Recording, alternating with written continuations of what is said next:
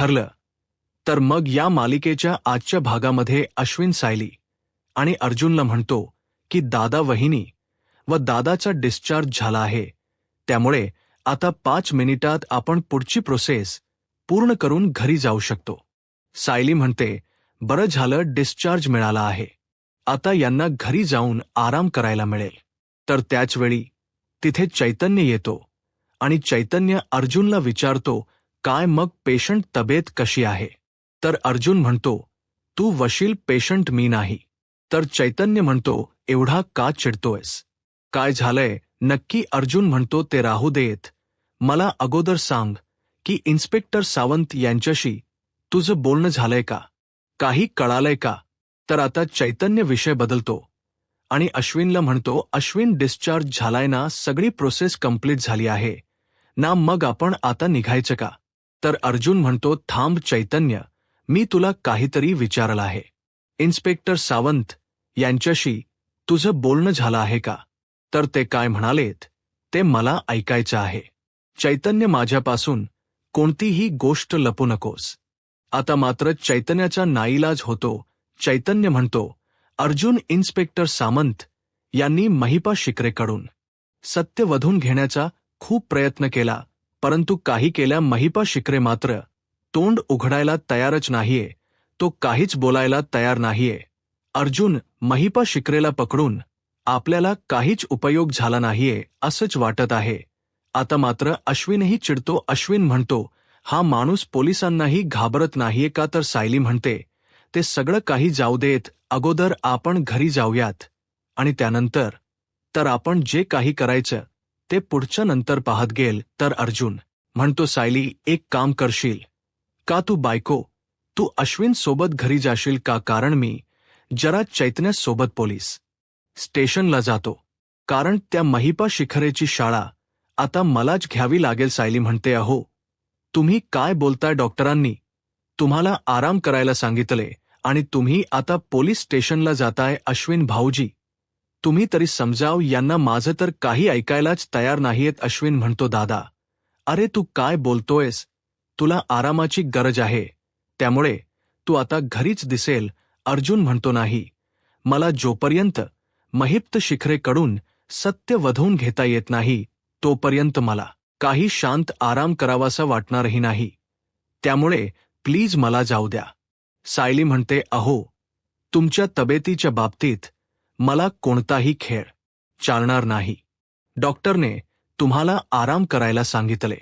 तुमचा हात दुखतोय ना? अर्जुन म्हणतो, कुठे, माझा हात वगैरे दुखत नाहीये, आणि तसंही मला सांग, डॉक्टरांनी मला आराम करायला सांगितलाय ना, मग मी आल्यानंतर आराम करेन आणि मला बरं वाटले म्हणूनच तर त्यांनी डिस्चार्ज दिलाय.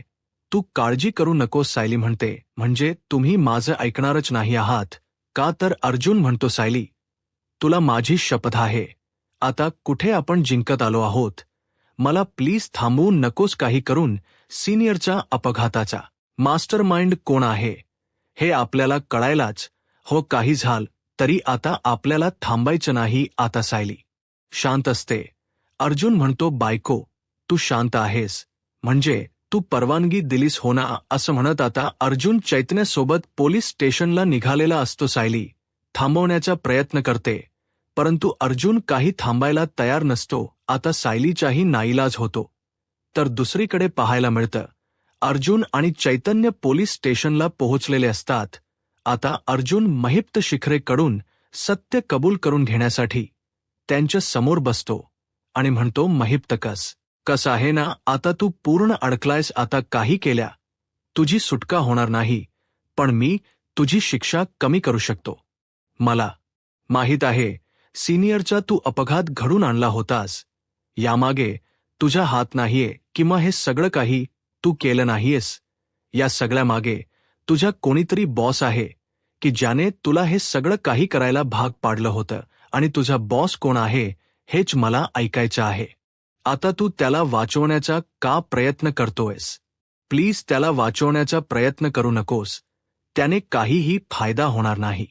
महिप्त, तुला जर सुटायचं असेल, तुझी शिक्षा जर कमी करायची असेल, तर तुला त्या मास्टर माइंडच नाव सांगावंच लागेल. आय नो, मला माहीत आहे, तुला वाटत असेल की तुला शिक्षा होईल, परंतु कायद्यात बसेल तेवढी सगळी मदत मी तुला करायला तयार आहे. फक्त मला त्या मास्टर माइंडच नाव सांग. महिप्त, तू गप्प का आहेस? बोल. महिप्त शिकरे, ही सुपारी तुला कोणी दिली होती? हे सगळं काही करायला तुला कोणी सांगितलं होतं? हे तुला मला सांगावंच लागेल, कारण आता सत्य लपून काहीही उपयोग नाही. आता महिप शिकरे काहीच बोलत नसतात. अर्जुन त्यांच्या उत्तराची वाट पाहत असतो, परंतु महिप शिकरे मात्र तोंड बंद करून असतात. आणि त्याचवेळी नागराज काका तिथे पोलीस स्टेशनला पोहोचलेले असतात. आता महिप्त शिकरे नागराज काकांकडे पाहू लागतात. अर्जुनच्या मनात प्रश्न निर्माण होतो की महिप्त शिकरे असे नागराज काकांकडे का पाहत आहेत? कदाचित त्यांना नागराज काकांचे नाव तर सांगायचं नसेल ना? तर इकडे नागराज काका पूर्णपणे घाबरून गेलेले असतात. पण आता नागराज काकांपेक्षाही दयनीय अवस्था झालेली असते. प्रिया तर चांगलीच घाबरलेली असते. प्रिया मनाशीच म्हणते की जर महिप शिकरेने तोंड उघडलं आणि त्याने जर माझं नाव सांगितलं तर जेल तर मला होणारच आहे. पण हे सगळे सुभेदार हाताला धरून फरफटत मला घराबाहेर काढतील. आणि अश्विनही माझी साथ नाही देणार, कारण आजकाल अश्विनही माझ्याशी नीट बोलत नाहीये. परंतु नाही काही करून या सगळ्या सुभेदारांना घोळात तर घ्यावंच लागेल. पण काय मार्ग आहे? मला माहीत आहे, सुभेदारांना जर घोळात घ्यायचं असेल, त्यांचा विश्वास जिंकायचा असेल, तर त्यासाठी स्वयंपाक करावा लागेल. आता सगळ्यांचा विश्वास जिंकण आणण्यासाठी, सगळ्यांचं मन जपण्यासाठी प्रिया किचनमध्ये येते आणि विमल ताईंना म्हणते. विमल ताई म्हणतात, काय हवंय? तर प्रिया म्हणते, मला काही नकोय, पण आज सगळ्यांसाठी मी नाश्ता बनवणार आहे. आता हे ऐकल्यानंतर विमल ताई मोठ्यानेच म्हणतात, काय? तर प्रिया आता विमल ताईंना म्हणते, एवढ्या मोठ्याने रिएक्ट होण्यासारखं मी काही बोलली नाहीये. मी फक्त एवढंच बोललीये की मी पोहे बनवते, सगळ्यांसाठी नाश्ता मी बनवते. आता मला सांग, पोहे कुठे आहेत? आणि मिरची कांदा ते सगळं काढून ठेव. तर आता विमलताई ना मात्र काहीच कळत नसतं. विमलताई म्हणतात की पोहे मागच्या रॅकमध्ये आहेत आणि कांदा मिरची मी काढून ठेवली आहे. परंतु तन्वी ताई, पोहे अगोदर भिजवायचे असतात. प्रिया म्हणते, हो का? पण हे तर मला माहीत आहे. तर त्यानंतर आता विमलताई प्रियाला म्हणतात, तन्वी ताई, पोहे बनवून झाले ना की त्यावर अशी कोशिंबीर आणि ओलं खोबरं पेरायचं, खूप छान लागतील आणि सगळ्यांना तसेच आवडतात. तर प्रिया चिडते आणि म्हणू लागते, तुला काय वाटते विमल, मला साधे पोहे बनवता येत नसतील? जा तू तुझ्या कामाला जा, असं म्हणत आता प्रिया विमलताईंना त्यांच्या कामासाठी पाठवते आणि स्वतः पोहे बनवायची जबाबदारी घेते. आता प्रियाला नीट कांदाही कापता येत नसतो आणि तरी सुद्धा सुभेदारांचं मन जिंकण्यासाठी प्रिया किचनमध्ये पोहे बनवत असते. तर दुसरीकडे पोलीस स्टेशनला आपल्याला पाहायला मिळतं. इन्स्पेक्टर सावंत आता नागराज काकांना आतमध्ये घेऊन येतात. आता नागराज काका महिप्त शिकले तोंड उघडण्या अगोदरच त्यांच्यावर आरोप करत म्हणतात, महिप्त, सुमन कुठे आहे? सांग, माझी सुमन कुठे आहे? मला चांगलंच माहीत आहे की सुमनला किडनप करण्यामागे तुझा हात आहे. तूच सुमनला कुठेतरी ठेवलेस. सांग, माझी सुमन कुठे आहे? अरे, कधी काळी आपली मैत्री होती, त्या मैत्रीची तरी तू जाण ठेवायला हवी होतीस. मला मान्य आहे की मी तुझ्यासोबत मैत्री तोडली, तुझ्यासोबत असणारे सगळे संबंध तोड सोडलेत आणि या सगळ्याचा राग तू असा काढणार आहेस. अरे, माझा या सगळ्याशी संबंध होताना मग तू सुमनला किडनप का केलेस? बोल महिप्त, सुमन कुठे आहे? मला माहीत आहे की या सगळ्यामध्ये तुझा हात आहे. अरे, जरा तरी लाज असेल ना, तर तोंड उघडशील आता मात्र. महिप्त शिखरे रागाने फक्त शांतपणे नागराज काकांकडे पाहत असतात. महिप्त शिखरेंना चांगलंच माहीत असतं की हे सगळं काही करणारे नागराज काकाच आहेत. परंतु महिप्त शिखरे फक्त शांतपणे नागराज काकांकडे पाहत असतात. आता नागराज काका संतापल्याच नाटक करत असतात, परंतु आतमधून मात्र पूर्णपणे घाबरून गेलेले असतात. तर दुसरीकडे सुभेदारांच्या घरी आपल्याला पाहायला मिळतं पूर्णाजी विमल ताईंना आवाज देतात आणि म्हणतात, विमल माझ्यासाठी दूध घेऊन ये, आता हीच संधी असते पूर्णाजींना मनवायची. आणि म्हणूनच प्रिया ही पूर्णाजीसाठी घाईघाईने दूध गरम करते आणि त्यांच्यासाठी दूध घेऊन जाते. पूर्णाजी पाळतात तर त्यांना धक्काच बसतो. पूर्णाजी म्हणतात, तू काय करतेस इथे? तर प्रिया म्हणते, पूर्णाजी मला माहीत, मला ठरवून दिलेल्या वेळेतच मी किचनमध्ये काम करायला हो, परंतु काय आहे ना, आपल्या माणसांसाठी काही करावंसं वाटलं तर मी करू शकतेच ना, आणि म्हणूनच तुझ्यासाठी हे दूध घेऊन आली आहे आणि घरातील सर्वांसाठी मी पोहे बनवत आहे. आता पूर्णाची प्रियाशी काहीही बोलत नाही. तिच्या हातातील दुधाचा ग्लास घ्यायला जातात तर त्यावेळी पूर्णाजींना कांद्याचा वास येतो. पूर्ण म्हणतात, तुझ्या हाताला तर कांद्याचा वास येतोय तर, आणि त्याच हाताने तू दूध घेऊन आलीयस. प्रिया म्हणते, सॉरी, हात धुवायचे विसरूनच गेले, घाईघाईने दूध घेऊन आले. आता प्रियाच्या लक्षात येतं की गॅसवर आपण दूध ठेवलं आहे आणि म्हणून धावतच प्रिया किचनमध्ये येते आणि दुधाच पातेल उतरत असते. परंतु त्याचवेळी प्रियाच्या लक्षात येतं की दूध तर फाटल आहे. तर प्रिया म्हणू लागते, दूध तर खराब झालं आहे, एक काम धड होत नाही. तर इकडे पूर्णाची दूध पिण्यासाठी ग्लास हातात घेतात, पण त्या ग्लासाला पूर्णपणे कांद्याचा वास येत असतो आणि म्हणून पूर्णाजी दूधही पित नाहीत. आता इकडे प्रिया किचनमध्ये पोहे बनवत असते तर दुसरीकडे पोलीस स्टेशनला आपल्याला पाहायला मिळतं. आता नागराज काका महीप शिकचा गळा दाबण्यासाठी पुढे येतात. आता इन्स्पेक्टर साहेब आणि पोलिसांची संपूर्ण टीम नागराज काकांना थांबवण्याचा प्रयत्न करतात आणि म्हणतात, नागराज साहेब, तुम्ही काय करत आहात? प्लीज, तुम्ही कायदा हातात घेऊ शकत नाही. इन्स्पेक्टर सावंत नागराज काकांना म्हणतात, प्लीज तुम्ही आरडाओरडा करू नका, शांत रहा. तर नागराज काका नाटक करत म्हणतात, कसा शांत राहू मी? माझी काय बायको गायब आहे आणि या सगळ्या मागे या माणसाचाच हात आहे. या माणसानेच माझ्या बायकोला, माझ्या सुमनला गायब केले. मी सगळीकडे शोधून थकलो आहे. आता तुम्ही याला मारा जोडा, परंतु याच्या तोंडून सत्य वधवून घ्या की माझी बायको कुठे आहे. यानेच माझ्या बायकोला गायब केला आहे. असं म्हणत नागराज काका रडण्याचं नाटक करत असतात, आकांतांडव करत असतात. तर इन्स्पेक्टर सावंत आणि हवालदार साहेब नागराज काकांना शांत करण्याचा प्रयत्न करतात. आता हे सगळं काही महिपा इकडे शांतपणे पाहत असतात आणि हे सगळं काही चालू असताना नागराज काका रागानेच म्हणतात, वाटलंच ना तर याला फासावर चढवा. आता मात्र महीप शिखरे तोंड उघडतात आणि म्हणू लागतात, सुभेदार साहेब, तुम्ही मगाशी मला काय विचारत होता त्या प्रश्नाचं उत्तर मला तुम्हाला द्यायचं आहे. तुम्ही मला हेच विचारलं होतं ना की किल्लेदारांना मारायची सुपारी मला कोणी दिली होती? तर अर्जुन म्हणतो, देणार आहेस का उत्तर? बोल, कोणी दिली होती तुला ही सुपारी? आता मात्र नागराज काका पूर्णपणे घाबरून गेलेले असतात. आता महिप्त शिखरे काही बोलणार त्या अगोदरच नागराज काका म्हणतात, बोल महिप्त, तुला कोणी दिली होती सुपारी? आता तू सांग, कोण उठलं होतं की माझ्या दादाच्या जीवावर, की ज्याला माझ्या दादाला मारायचं होतं त्या व्यक्तीला मी सोडणार नाही. महिप्त सांग, तुला ही सुपारी कोणी दिली होती? कोणाच्या सांगण्यावरून तू हे सगळं काही केलं होच? तुला तुझ्या मेलेल्या मुलीची शपथ आहे, तुला सांगावंच लागेल. आता मात्र महीप शिखरे घाबरून गेलेले असतात. त्यांना आपल्या मुलीची काळजी वाटत असते.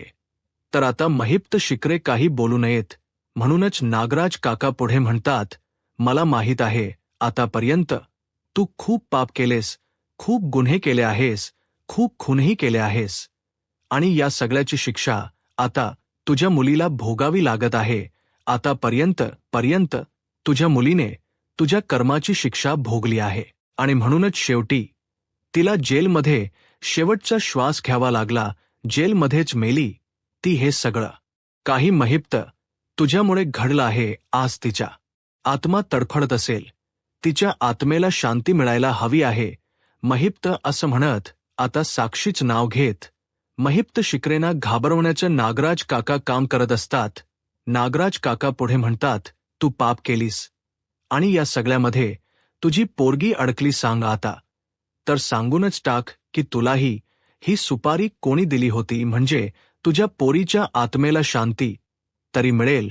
आता मात्र महिप शिकेंना नागराज काकांच बोलणं आठवतं की नागराज काका महिप्त शिकना बोललेले असतात, तू जर तोंड उघडण्याचा प्रयत्न केला, सत्य सांगण्याचा प्रयत्न केला, तर साक्षीचा असाच एको व्हिडिओ तुला पाहायला मिळेल. त्यामुळे आता तोंड बंद ठेवायचं. आता हे सगळं काही आठवल्यानंतर महिप शिकडे मनाशीच म्हणतात की नाग्या मला अडवून अडवून धमकी देण्याचा प्रयत्न करतोय. आता मला माझ्या साक्षीसाठी तोंड बंद ठेवावंच लागेल, माझ्या पोरीसाठी. तर इकडे अर्जुन नागराज काकांना म्हणतो, नागराज काका, मी आणि इन्स्पेक्टर सावंत सत्य शोधण्याचा प्रयत्न करतोय, पण तू कशाला आतमध्ये आलायस? तुला यायची काहीही गरज नव्हती. आम्ही हे सगळं काही हडल करत होतोस ना. तर नागराज काका नाटक करत म्हणतात, रावलं नाही रे, मला माझ्या बायकोची काळजी वाटत आहे. कुठे असेल माझी बायको? कुठे असेल माझी सुमन? कशी असेल? या माणसाने काही केलं तर नसेल ना? मला खरंच काळजी वाटत आहे, असं म्हणत नागराज काका रडण्याचं नाटक करत असतात. आता महिपा शिखरे हे सगळं काही नाटक शांतपणे पाहत असतात. आता अर्जुनची नजर नागराज काका आणि महिप्त शिखरेवर असते. दोघंही नक्की काय इशारे करत आहेत हे सगळं काही अर्जुन अगदी निरखून पाहत असतो. तर नागराज काका म्हणू लागतात, यांनी माझ्या बायकोला मारलं तर नसेल ना? तिचा खून तर केला नसेल ना? कारण हा काहीही करू शकतो. आता अर्जुन इन्स्पेक्टर सावंत यांना नागराज काकांना बाहेर घेऊन जायला सांगतो. तर आता नागराज काका बाहेर यायला तयार नसतात, परंतु इन्स्पेक्टर सावंत जबरदस्तीने बाहेर घेऊन येतात. परंतु तरीसुद्धा नागराज काका काही महिप्त शिकडेंना धमकी द्यायचे थांबत नसतात. नागराज काका म्हणतात, महिप्त, लक्षात ठेव, तुझ्या पोरीसारखा तू सुद्धा तडखडून मरशील. तुला सुद्धा शपथ आहे, काही जर चुकीचं केलंस तर. आता मात्र हे सगळे काही इशारे महिप्त शिकरेंना कळालेले असतात. आपल्या मुलीच्या जीवाला धोका आहे हे महिपात शिकच्या लक्षात आलेलं असतं. आता अर्जुन हे सगळं काही शांतपणे पाहत असतो की नक्की यामध्ये यांचं काय चाललंय हे अर्जुनला शोधायचं असतं. तर दुसरीकडे सुभेदारांच्या घरी आपल्याला पाहायला मिळतं कल्पनात ताई आता अस्मिताला बाहेर घेऊन येतात. अस्मिता डॅडना विचारते, डॅड, अर्जुन आता ठीक आहे ना? त्याला डिस्चार्ज मिळाला आहे का? तर प्रतापराव म्हणतात की हो, आताच माझं अश्विनशी बोलणं झालं आहे. तो पेपर कलेक्ट करत होता. येतच असतील सर्वजण घरी. तर आता कल्पनाताई म्हणतात, तू शांत बस, तोपर्यंत मी तुझ्यासाठी दूध आणि नाश्ता घेऊन येते. तर आता कल्पनाताई किचनमध्ये पाहतात तर त्यांना आश्चर्याचा धक्का बसतो. कल्पनाताई पूर्णाजींकडे पाहतात तर पूर्णाजी म्हणतात, नाश्ता बनवते म्हणे. तर आता प्रिया म्हणू लागते, पूर्णाजी, तू असं का बोलतेस? अगं, मी खरंच सगळ्यांसाठी नाश्ता बनवते आई. मी सर्वांसाठी पोहे बनवते. तुम्ही बसा, 5च मिनिटात पोहे होतील आणि मी सर्वांसाठी पोहे घेऊन येईन, असं म्हणत आता प्रिया किचनमध्ये काम करत असते. आणि प्रियाच हे शांत, अगदी सगळ्यांशी मिळून मिसळून वागणं, यामागे नक्कीच काहीतरी कारण आहे हे मात्र पूर्णाजी चांगलंच कळालेलं असतं. तर त्याचवेळी सायली आणि अश्विन घरी येतात. आता सायली आणि अश्विन घरी आलेत हे पाहून प्रतापराव म्हणतात, अगं अर्जुन कुठे आहे? तर त्यानंतर कल्पनाताई म्हणतात, हो ना, अर्जुन कुठे आहे? अर्जुन तर कुठे दिसत नाहीये. तर कल्पनाताईंना सायली म्हणते, आई, तुमच्या मुलाला कामाव्यतिरिक्त काही दिसतं का? आत्ता सुद्धा हॉस्पिटलमधून डिस्चार्ज मिळाल्यावर थेट पोलीस स्टेशनला गेले आहेत. मी त्यांना खूप थांबवण्याचा प्रयत्न केला, परंतु थांबायला काहीही तयार नाहीत. आता मात्र पूर्णाजी म्हणतात, काय हे? तर प्रतापराव म्हणतात हो ना, अर्जुनला थोडा आराम करता आला नाही का? आणि अश्विन, अर्जुन अगदी ठीक आहे ना? काही प्रॉब्लेम तर नाही ना? तर अश्विन म्हणतो, नाही डॅड, आता अर्जुन ठीक आहे, काळजी करायचं काहीच कारण नाही आणि पुढचे 8 दिवस मीच अर्जुनच घरी ड्रेसिंग चेंज करेन, काळजी करू नका. एक आठवडाभर लागेल, जखम नीट होईल. तुम्ही अजिबात काळजी करू नका. प्रतापराव म्हणतात, बरं एवढं तरी नशीब आमचं की आता अर्जुनला बरं वाटत आहे. तर सायली म्हणते, आई मी आलेच, मी फ्रेश होऊन येते आणि त्यानंतर नाश्ता बनवायला घेते. आता प्रिया जोरातच चमच्याचा आवाज करते की जेणेकरून सायलीचा किचनमध्ये लक्ष जावा. सायली पाहते तर प्रिया किचनमध्ये असते आणि म्हणूनच सायली कल्पनात ताईंकडे पाहते. कल्पनाताई हसू लागतात. तर अश्विनलाही हे सगळं काही आश्चर्य वाटत असतं. तर इकडे पोलीस स्टेशनला आपल्याला पाहायला मिळतं की शेवटपर्यंत महिप्त शिखरेंनी काही तोंड उघडलेलं नसतं. सत्य काय आहे हे अर्जुन किंवा पोलिसांना ते सांगायला तयार नसतात आणि म्हणूनच अर्जुनला आता काय करावं काहीच कळत नाही. अर्जुन सगळ्या गोष्टींचा विचार करतो आणि मनाशीच म्हणतो की महिप्त शिखरे ऑलमोस्ट मला त्या मास्टर माइंडच नाव सांगायला तयार झाला होता. परंतु त्याचवेळी नागराज काका त्या ठिकाणी आला आणि त्याने साक्षीची आठवण काढली. मग साक्षीची आठवण काढल्यानंतर मैपाई शिखरे एकदम गप्प का झालं असेल, नक्की काय घडलं असेल आणि या सगळ्या मागे नक्की काय कारण असेल. तर दुसरीकडे पाहायला मिळतं आता चैतन्य अर्जुनला फोन करतो आणि म्हणतो, माझं काम झालंय, तुझं झालंय का, आपण निघूया का. तर अर्जुन म्हणतो, काम झालं नाही, कारण महिप शिकलेने तोंड उघडलं नाही, त्यामुळे आता आपल्या हाती काहीच नाही. आपण एक काम करूया, आता आपण ऑफिसला जाऊयात. तर चैतन्य म्हणतो, ऑफिसला? अर्जुन, तुझं डोक जागेवर आहे ना, आता आपण थेट घरी जाणार आहोत.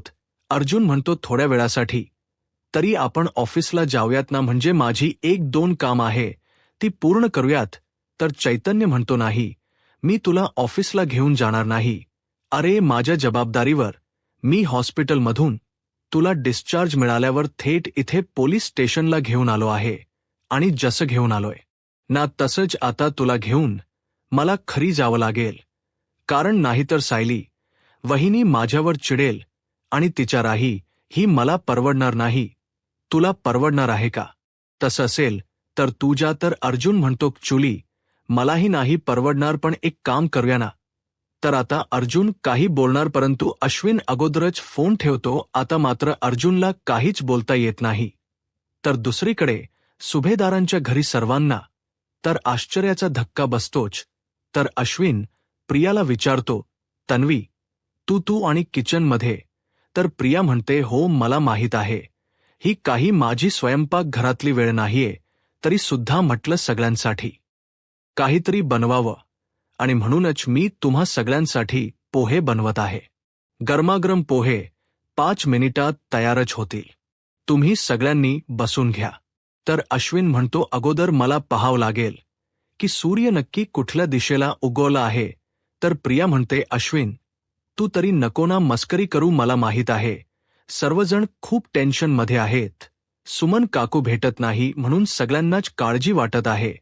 आता मी काही बाकी मदत करू शकत नाही, म्हटलं किचनमध्ये तरी थोडीफार मदत करावी आणि म्हणूनच मी किचनमध्ये आले आणि सगळ्यांसाठी नाश्ता बनवत आहे. तुम्ही बसून घ्या ना. तर कल्पनाताई म्हणतात, अस्मिता थांब, मी तुझ्यासाठी दूध घेऊन येते. असं म्हणत कल्पनाताई किचनमध्ये येतात आणि अस्मिताला दूध घेऊन जाणार, परंतु दुधाच्या पातेल्यात पाहतात तर दूध नाचलेलं असतं. कल्पनाताई म्हणतात, अरे बापरे, हे दूध कसं नाचलंय. तर आता कल्पनाताई प्रियाकडे पाहतात. प्रिया म्हणते, दूध फाटले, माझं तर लक्ष होता. असं म्हणत ते आपल्याला काहीच माहीत नाही असं दाखवून देण्याचा ती प्रयत्न करत असते. तर पूर्णाची कल्पनाताईंना आवाज येत म्हणतात, कल्पना तन्वी किचनमध्ये आहे, मग अजून काय अपेक्षा ठेवायच्यात. आता मात्र कल्पना ताईंना खूप राग आलेला असतो. कल्पनाताई किचनच्या बाहेर येतात. तर इकडे सायलीच्याही सगळं काही लक्षात येतं. सायली म्हणते, आई मी आलेच. असं म्हणत सायली आता तिच्या रूममध्ये निघून जाते. तर इकडे अश्विन किचनमध्ये जातो आणि प्रियाला म्हणतो, तन्वी तू जर हे सगळं काही मनापासून करत असशील तर खरंच मलाही आवडलं आहे तुला असं किचनमध्ये काम करताना पाहून. मलाही खूप बरं वाटत आहे.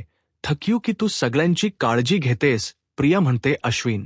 अरे अशा वेळी आपल्या मनातील हेवेदावे बाजूला ठेवून आपणच तर एकमेकांना साथ द्यायची असते. अश्विन आता तुझा राग गेलाय ना. आता अश्विन प्रियाला काहीच सांगत नाही. तो एवढंच म्हणतो की मी चेंज करून येतो, फ्रेश होऊन येतो असं म्हणत तो त्याच्या रूममध्ये निघून जातो. आता प्रिया किचनमध्ये काम करत असते. आता अश्विनने अजूनही आपल्याला माफ केलं नाहीये हे प्रियाच्या चांगलंच लक्षात आलेलं असतं आणि म्हणूनच प्रियाला अश्विनचा खूप राग आलेला असतो. तर इकडे नागराज काका पोलीस स्टेशनमधून थेट सुमन काकूंना भेटण्यासाठी एका गोडाऊन मध्ये आलेले असतात. कारण आता नागराज काकांनी सुमन काकूंना एका गोडाऊन मध्ये शिफ्ट केलेलं असतं. नागराज काका येतात आणि नागराज काकांना पाहून सुमन काकूंची खूप चिडचिड होते. नागराज काका सुमन काकूंच्या तोंडातील रुमालाचा बोळा बाहेर काढतात तर सुमन काकू आपलं तोंड उघडतात आणि म्हणू लागतात, लाज वाटते की तुम्हाला माझा नवरा म्हणायला.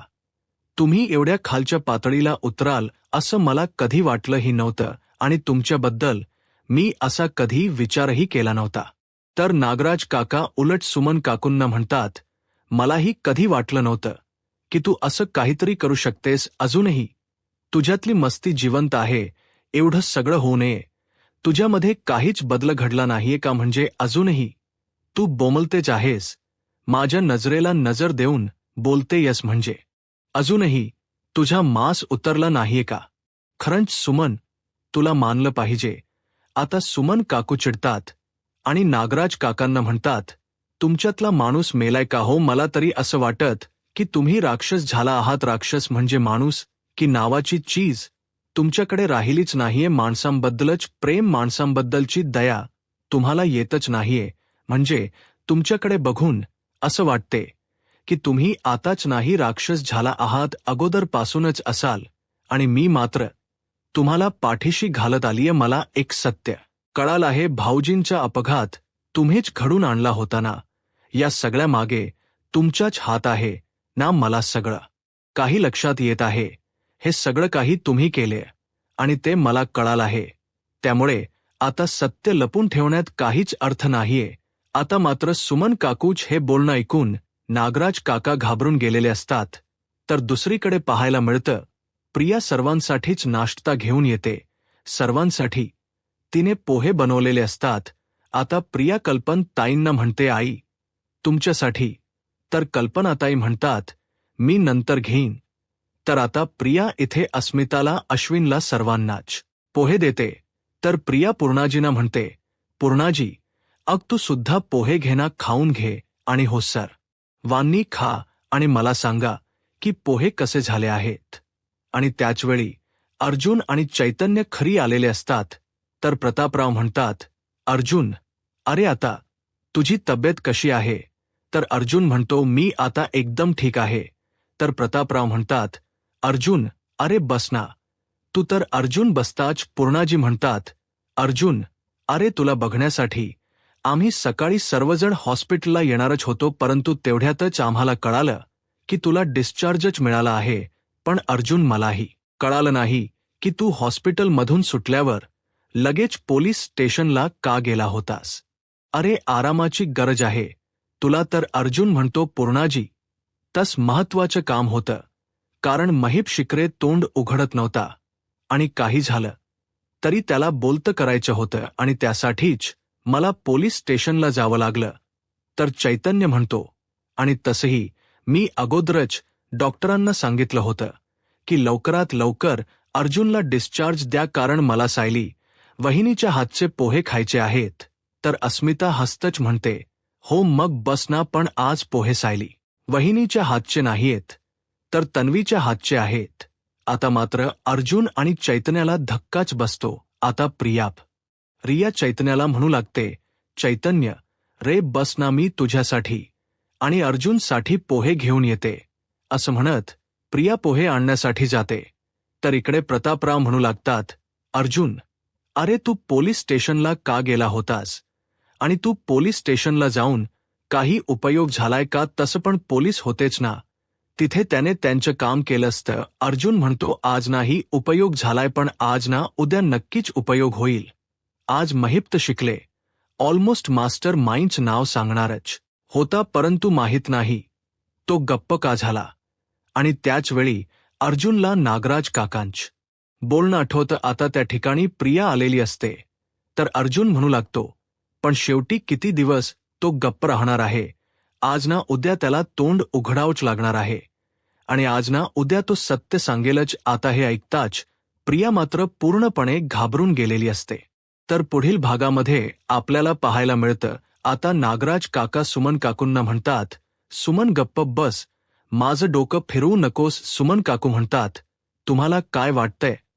तुम्हाला असं वाटत असेल की तुमचं सत्य जास्त काळ लपून राहणार आहे, पण एक गोष्ट लक्षात ठेवा, जोपर्यंत मी जिवंत आहे तोपर्यंत या जगाला ओरडून ओरडून तुमचं सत्य मी सांगणार आहे. आता मात्र नागराज काका पूर्णपणे घाबरून गेलेले असतात.